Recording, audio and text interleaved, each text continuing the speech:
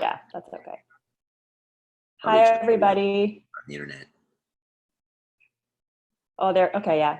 All right, it's working. Yay. I started the recording too, so. We're on. Away. Yeah. All right. Hi, everybody.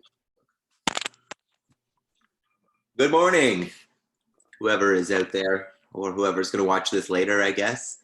So I'm not going to take credit for this again. This was another one of Mickey's ideas, but this is something that we're going to do a little series of these. I guess it'll be a little bit of a revamping, a redoing of some of the conversations with Coach. Obviously, these ones will be virtual and not in person because that ain't allowed. So probably weekly, we'll be doing something like this with different guests who have different, either different expertise or just different viewpoints. And it'll give us an opportunity to chat and share some information, but also give you guys an opportunity to ask some questions. And just another way to chat outside of meditation and classes and so far the things that we are doing. So welcome. And today Mickey and I are here and we're going to talk about a couple things. This will be kind of a wide ranging one. They'll probably get more specific as we go, but this will be, Mickey is obviously our resident counselor and training, mindset guru, goal setting aficionado, whatever you want to call her. You're giving me a lot of nice titles. Good words. Yeah. So we're going to go through a couple things. If you guys have questions, I think Mickey is looking at Facebook. My internet's probably too slow to handle that. So if you have questions, feel free to pop them in there and we will interact with you guys. So first off, Mickey, how you doing? I'm great. How are you? Hanging in there. I was just saying that we did the first support your local box workout this morning and I felt pretty good about it. I mean, I didn't feel good watching Diana because I think she left me, but then I felt even worse about it after I went on the leaderboard. So I think there's probably a point to be made in here about not comparing yourself, but get people out there. I did 6 rounds and somebody did 15. So good for you guys. It's pretty good. Yeah. So Mickey. Yeah. So let's just, I noticed a post that you sent, I think it was to a group of us the other day, about goal setting. And I think it was related to having kind of a big picture, 10,000 foot view, long-term goals, and how that is, in terms of being successful, the precursor to setting your shorter term, smaller goals that kind of lead up to that. Did I get the gist of that? And if so, do you want to elaborate? If not, tell me what I got wrong there. Yeah, for sure. So there's a couple different theories that are used for psychology in terms of goal setting. And the main one is called goal systems theory. And that's kind of what most people use in terms of sports psychology. And the way that they look at it is like a hierarchical structure. So statistically speaking, people who set their goals up this way are more likely to succeed, are more likely to not be distracted by other things that come up, aren't likely to become as complacent over time. It's a continued pursuit over life, and their goals shift, but they stay on a progression of success. They also statistically have higher life satisfaction as well. When you say setting goals this way, what exactly do you mean? And do you think you could give us an example? Yeah, so basically the way that they explain it is there's 3 different levels that you can set your goals at. So from the top down, the first one is called superordinate goals. And those are like, they almost seem unachievable when you first like think about them. They are idealistic. They're based on like the person you want to become. So they're very much so about character traits, about identity, about a feeling, and a way of life. So that's kind of at the tip of the structure. And then beneath that, using that as kind of like your core values or your guidelines, you set your intermediate goals, which are your middle level goals, which can be, let me think of some examples here. I'll go into examples after. So those are your middle level goals. And then they're more so probably like achievement based, mastery of skill, hitting a certain level of things. And then beneath that are subordinate goals, which we like to call them task goals. So they're the everyday short-term goals that are the little steps that are going to get you to the intermediate goals, and the intermediate goals get you closer and closer to the superordinate goals. So for an example, tip of the iceberg, I want to be a fit and healthy, youthful, energetic person. I want to be productive. I want to find passion in the everyday. Like that would be kind of the picture of the superordinate goal. And then beneath that would be your intermediate goal. So I want to run a marathon. And then beneath that is I need to run like 5K 3 days a week, and this is my training plan. That's the subordinate goals that you can set. And you can set multiple ones in different areas of your life, and it really doesn't affect your level of achievement if you have multiple goals set in different levels. But having a really clear vision of who you want to be and why it's important is kind of the main key to achieving all the other levels. So even deeper than that, like the why, it doesn't even have to necessarily be just about you. It can be how those qualities, that picture affects other people as well. Because some people are driven more by how they affect others than they do themselves. And either option is fine. So it's going to make my parents' lives better. I'm going to be nicer to the people around me. They're going to have greater experiences. And or I'm going to feel this way because this is who I want to be. Why, and I know that you've got some studies that you've read about this. Why is it important when you're talking about the superordinate goals? Why is it important to choose character traits and not, something like a little more tangible, a little more like, hey, I want to have a certain job or a certain family?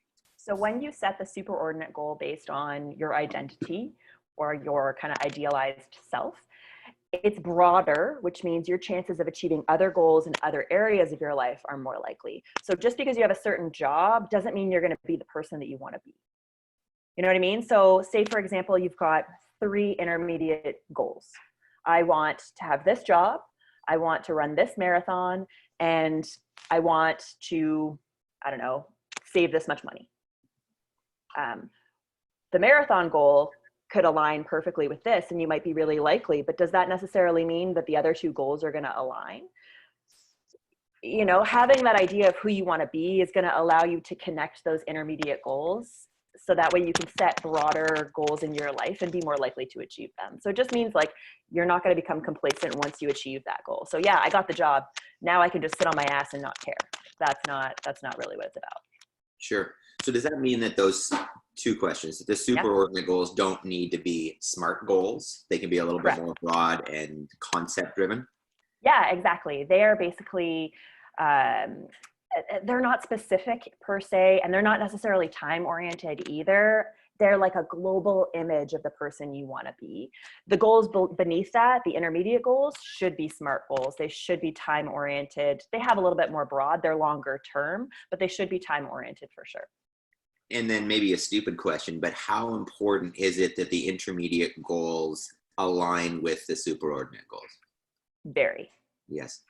Very, very, very. So if your picture of who you want to be doesn't align with the goal that you're setting, every day you're going to question why you're doing it, right? It doesn't, they call it like a disconnect between the 2. And the more fluid it is between each of those things, the more likely you are to actually continue on and overcome the short-term pleasures and see the long-term goals. So those little things that come up in the day, ooh, I'm going to eat that piece of chocolate cake because it's going to feel good now. It makes it really easy to fall into those, as opposed to, no, I want to be this person. I want to achieve this goal. This is who I am as a person and who I'm striving to be. So it makes it more tangible. Yes. And then, so why do, and this may be just too broad, we may need to dig into it, but why do some people find this easy? And maybe there's a couple topics here. For me, I can I guess it depends on what it is, and this will probably lead into it. But for some habits, I can just say, hey, I'm going to do this every day, and just like that, I'll do it. And some things I'll say, hey, I want to do this, and I'll set a 66-day challenge, and I'll put the X's on there, and it just doesn't stick. Or I just don't do it. Why are some easier than others? Yeah. I don't know if that's enough. Yeah. So in terms of some people finding it easier than other people, practice, right? I find it easy now because I've been doing this for 20 years, right? Like my life is based on setting goals. So I'm really good at it because I practiced a lot and I spend a lot of time doing it. People who find it challenging a lot of times are really distracted. They have a lot going on and find it overwhelming to move past all that stuff and dig into it. Sometimes there's a lot of emotional consequences too to digging into these questions. So people just don't want to feel vulnerable and put themselves into like that deep conversation with yourself about who you want to be and what your experiences are. And then some people they're around, like a lot of times it's social learning. They grew up with families who don't set goals. Their social people around them, their friends don't set goals. They're just not the kind of people that do that. And so through observation, you learn that that's just not a process. You just didn't get to practice that or witness it. And so I guess what I was saying is why do some of them come easy to me and some of them not? Is it that I'm choosing habits that are within my comfort zone, and that's why they're easier? And if so, what's the value in choosing habits that probably would lead me towards where I want to go, but they're not in my comfort zone, and I struggle with actually implementing. There can be a couple different reasons, right? So sometimes unconsciously that picture is really clear. And when we set a habit, it aligns. So you don't even have to think about it. It just fits perfectly into that mold. It's very fluid, why it's important, why you should do it. It's very tangible, and it just comes naturally. And it could be that you've practiced those types of habits a lot before, so it just works out. And it could be that it just fits into that category. For some goals, it can be a couple different things. It could be just, it's not the right habit. It's not the right time. There's some step that you've missed that you need to take on first before you can accomplish that. It might not fit into that fluidity, that category of who I want to be. And it might, but you just might not know it or see that clearly. So there's a lot of different reasons why. If you give me a specific example, we can dig into it, but it kind of depends on the person and the goal. A lot of times it's just not the right goal for the right time. Yeah, I could definitely give you specific examples, but I'm not sure that's necessary. Okay. I think maybe, what I've heard a little bit of is, we'll talk maybe specific to this situation, this scenario now. What I understand is that, your superordinate goals, your overall picture, that shouldn't change in any kind of time like this. But the intermediate and the subordinate tasks are goals. I wonder if, because of the external circumstances, should that affect how challenging I make my new goals? Am I setting myself up for failure? Should I hold myself to potentially a lower standard, or should I, what was I reading? I think it was Kelly Graham shared an article about, the people who are, hey, you've got this time, you should be extra productive right now, and how, you don't judge yourself if that's not the case, kind of thing. So should I be adjusting how I set my intermediate and my subordinate goals during something like this? Yeah, absolutely. So one of the things I think is probably the most important is the ability to pivot in these kinds of situations. So being able to recognize that maybe my intermediate goal needs to change, or maybe my subordinate goals, my daily tasks need to adjust because the reality of my life, the way that I set these goals up in the first place, no longer exists. So in a situation like this, it's going to take some self-reflection, how you're feeling. Has your life really changed dramatically? If so, how do I reset these goals? Where do I stand right now? What's really important to me? And then if not, how do I actually feel emotionally? Because a lot of times the external circumstance can change or can stay the same, pardon me, but internally your emotional status can change. Your mental well-being, your mental health can shift and change and come in seasons. And I think you have to have a really good kind of look on yourself, like, where do I stand today? And what's the most important thing I can do today that's going to get me closer to the big picture and not worry so much about the intermediate goals right now. On the note of, right now, because obviously this is on everybody's minds, and there's a lot of uncertainty, and everybody's in very different situations. How do I haven't necessarily spoken to a lot of people who are stressed out, except for, maybe within these four walls kind of thing.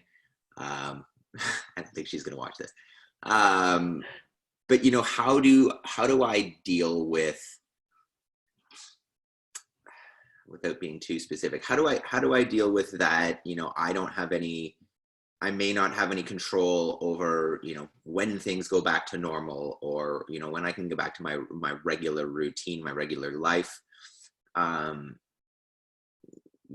do I put in place so that I'm not kind of dragging myself down here, and I'm still moving forward, not getting into bad habits, all that kind of jazz. Yeah, so one of the things you can do right now is, so there's a couple different ways you can do it, but really it's taking some time to remember that big picture of who you want to be. Whether that's like writing in a journal and reminding yourself of the reasons why you want to become this person, why it's important to you, and being upfront about the challenges that you're going through today. Whether it's, having a conversation with somebody, whether it's just looking at like idealized pictures or seeing people online, but just a check in on what that picture is, what that superordinate goal is, to remind yourself of that. And then also like a practice of self-compassion.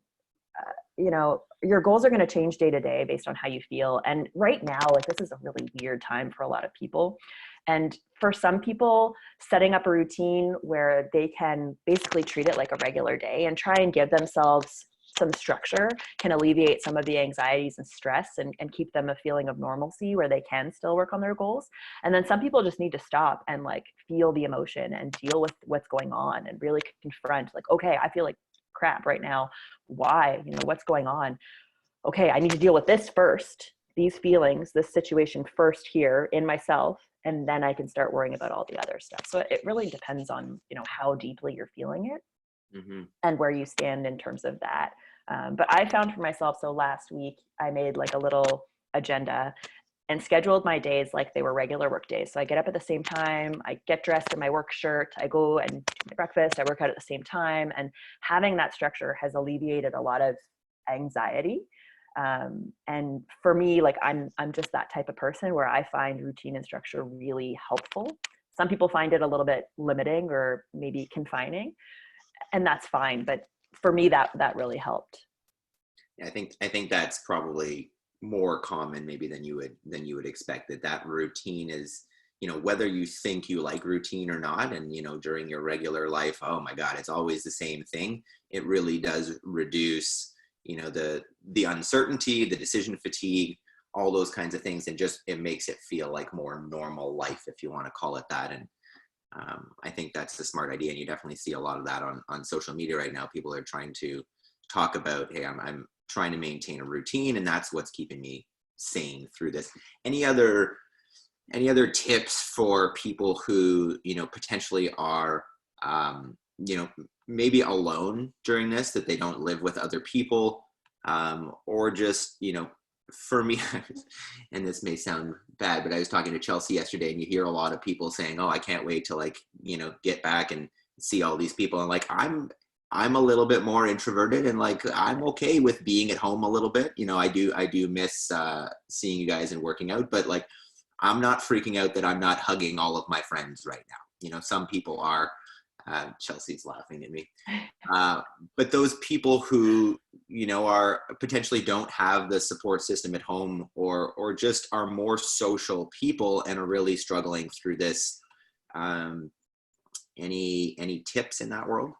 Yeah, so most people fall into kind of two categories. There are outliers, of course, but most people are either they're introverts forced to work in an extroverted society or place, kind of like you, or they're extroverts who either worked in one or the other, an introverted place or an extroverted place, but either way, right now they're lacking that social aspect of their life. So there's a balance there. Introverts might not recognize how important that small bit of social interaction is in their life. And right now it might not hit them, but in a week or two, they might start to feel it. Whereas extroverts like myself are really struggling for that social connection. We're social beings. I mean, in terms of evolutionary processes, like we are a societal, social human being, right? Like we need our tribe in order to survive, and it's instinctual to us to align ourselves with a group of people who hold us like safe. And so like whether you know it or not, biologically you need people. So for me right now, what I'm trying to do is definitely like having online meetings with people regularly has helped. Scheduling that in. I was speaking with someone this morning and saying like, you know, you used to go out weekly and visit this person and have a coffee and chat, and that was really, really nice. Like you can still do that. You just have to do it through a screen right now. But even just that could be a positive impact, having some scheduled stuff. And it's something to look forward to. If you schedule it into your week, like, all right, we're going to pair up and every Wednesday at 5 p.m., we're going to have a glass of wine together, buy a video, and just like shoot the shit for 15 minutes. Mm-hmm. And you have a couple days to look forward to that. And you don't wonder, like I was wondering, like, when's the next time I'm going to talk to someone? Like, when do I get to see people? And that's stressful. So having that in your schedule can help. Yeah. Yeah. Perfect time to set up a no pants party. Yeah. If I'm wearing pants right now. Chelsea does. So just wait. Sorry. So specifically for our group, our CrossFit Closer members family, what resources are available? Well, I'll just step in here because I know I've been reaching out to a good number of people on Facebook and nagging them to come to classes. What I've heard first off is the people who were tentative at first to come do classes and got a little bit of a shove. I think what's going on is people feel like, well, it's not the same as being in the gym. Like, how good can it be? I'll just work out at home alone.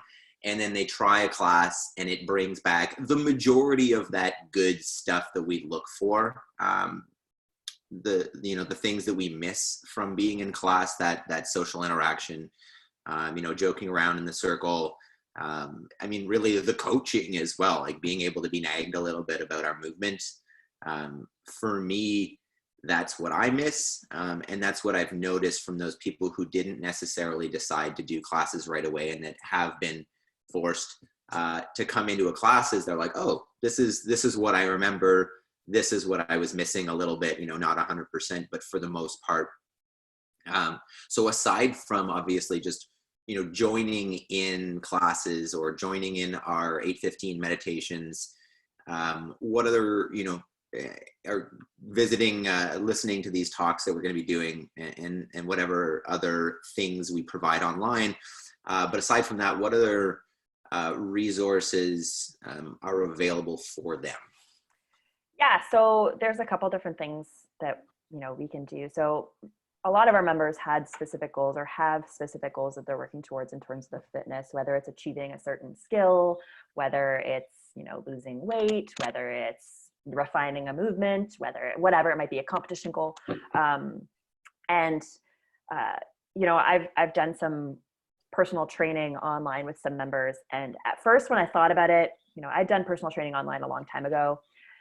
And I was a little concerned that it was going to be missing that like in-person feel. But the reality is it was awesome. It was so nice because like you get to work one-on-one with that person and help them out. And not only are you getting social interaction, but great coaching, but like you feel good and human again. And it's another step towards achieving your goal. So if you are finding that you're struggling right now and you can't quite get into classes, the timing doesn't work, or you just don't like the feel of it, personal training online has actually been really, really good. We offer 30-minute sessions, and those have been a lot of fun as a coach to be able to do, but also as a client, like there's a ton of value in there for you for accountability and staying on track.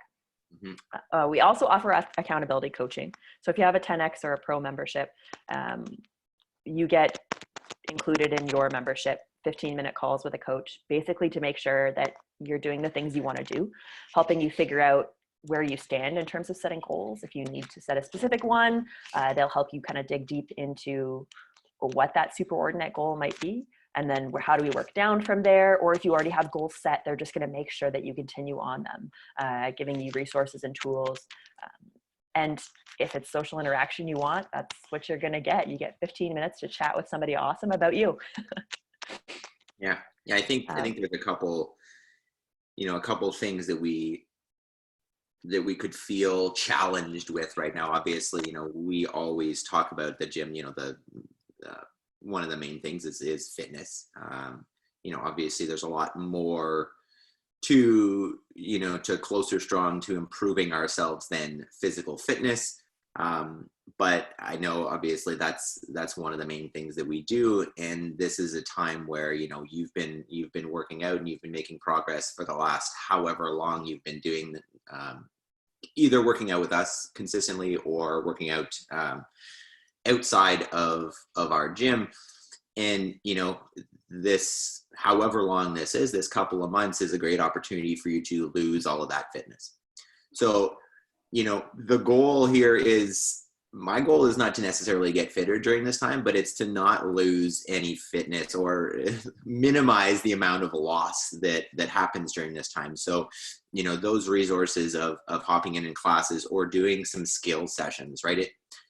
I think the idea of personal training, we think of as like, well, the coach is going to stand there and coach me while I do a Metcon. It doesn't need to be that, right? So, if you've been working on some skill stuff and you've been seeing some progress, or you've been really challenged with that skill, it's a great opportunity for you to get some individualized coaching and get some cues and, some after work to do on your own so that you can make some progress on that stuff as well. But then really the accountability stuff, this is obviously we all struggle with other things outside of the fitness. It seems to be easy, right? We can coach you through that stuff, no problem. And then even outside of this time, we all have other things that we're trying to sort out in our lives, but more potently, that's not the right word, but all that is exacerbated now during this.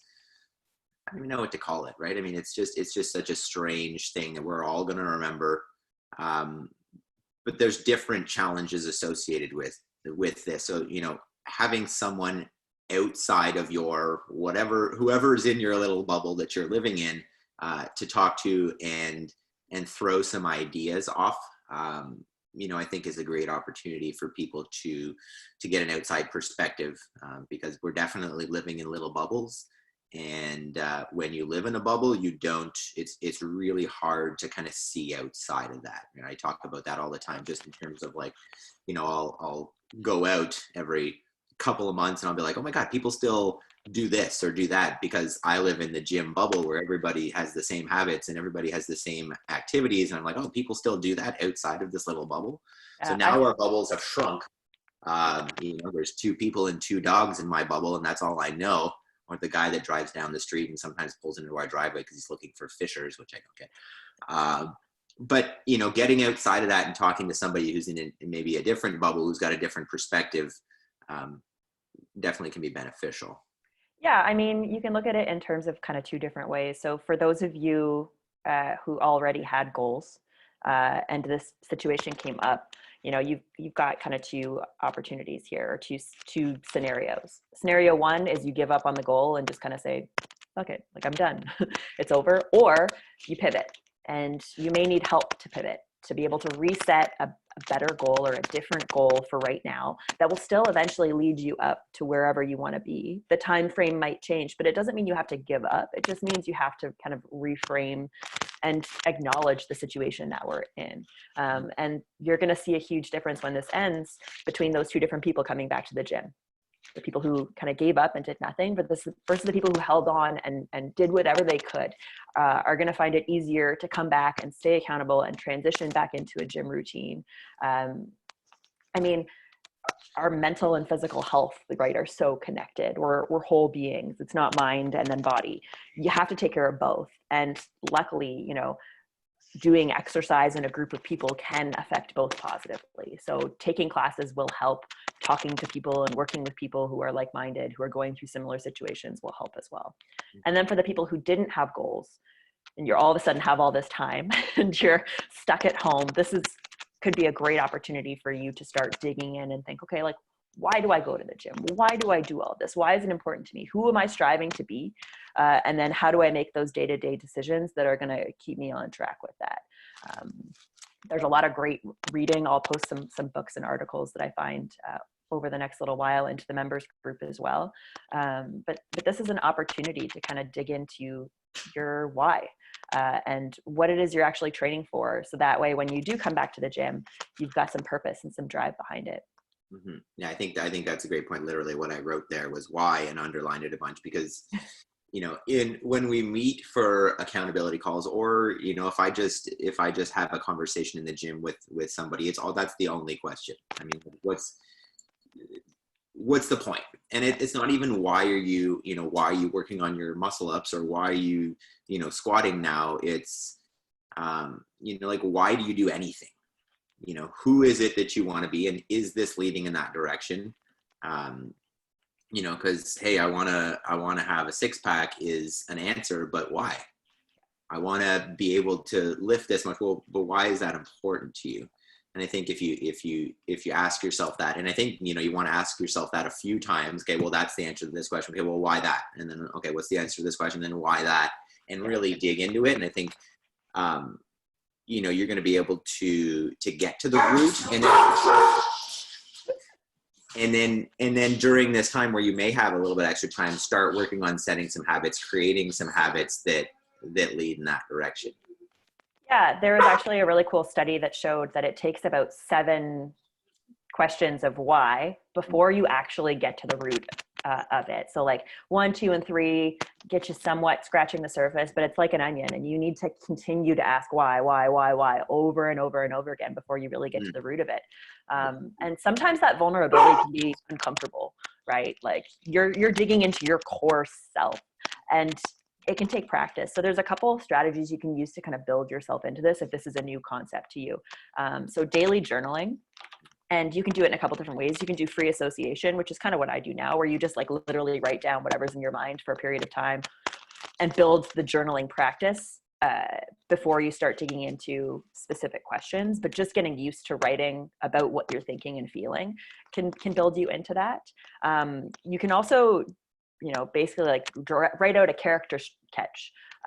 So there's a really cool psychologist from like the 1960s who used to use this.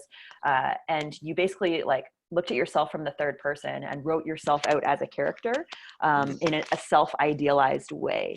And it's a really cool exercise if you try it to kind of step outside of yourself and think, okay, so if somebody on the outside was looking at me and idealizing me and who I am, what would they see? What are all the great characteristics I have? What are the things I'm working towards and striving towards? And sometimes that can give you some clarity of thought. And then finally, instead of like a character sketch or journaling, you can do like a perfect day exercise. So if you're still not quite in that, like, I want to get vulnerable into my why, you can close your eyes and imagine what a perfect day would seem like to you and write that down as detailed as you can. And sometimes that can open up that creative spirit or that kind of questioning spirit and give you an opportunity to think about it. But like, what time would I wake up? Where would I go? What would I do? How would I spend my time? How much time would I spend on these things? And that will a lot of times tell you what's important to you and what's not. Yeah. Cool. Well, at the risk of making this drag on too much, I think we'll probably get to the end here. What I would like to say maybe is if you guys have topics or people who you'd like us to ask said topics to, feel free to write in the comments. to post some questions. Are there any questions in there at all? No, just highs. Okay, hi. Yeah, my plan is to get some different people on here and ask them some different questions. So if there's, it doesn't even need to be related to being isolated. You know, just questions in general for anybody that we may have access to. Feel free to post them. And yeah, I'll keep saying, keep joining us at 8:15 to meditate. You know, great opportunity to set a new habit. What I'm thinking is we'll probably do this every morning, even after those 30 days during the time that we are shut in. It probably won't be quite as long as the end of that challenge. We won't do 30 minutes, but you know, if you're interested in not learning how to meditate, because I'm not teaching meditation, but if you would like to join us and meditate with us, we would love to see you at 8:15 every morning. Mickey, you got other things? I think just like a final note to everyone is like, not all of us are feeling this in the same way. Just like in grieving, each of us grieves in different ways and in different time frames. Each of us are going to deal with this in different ways. And I think we have to have a little bit of compassion for ourselves and for others, because some people are going to feel it right away. And some people are like, this is nothing. I'm used to it. And over the course of time, it's going to come in waves and change for each of us. So a little daily check-in, like, where do I stand today? How do I feel today? What was good? What was not good? Okay, I'm going to accept that for what it was, and tomorrow's a new day for yourself and then for the people around you. So if you're quarantined with someone, with a partner, for example, recognizing that they're going to have good days and bad days too, and that they're going to go through this process differently than you, and that's okay as well. And sometimes you kind of have to recognize, like, they might not even realize that they're going through stuff. So deep breath. This is where I stand. This is where they were today. Compassion, let it go.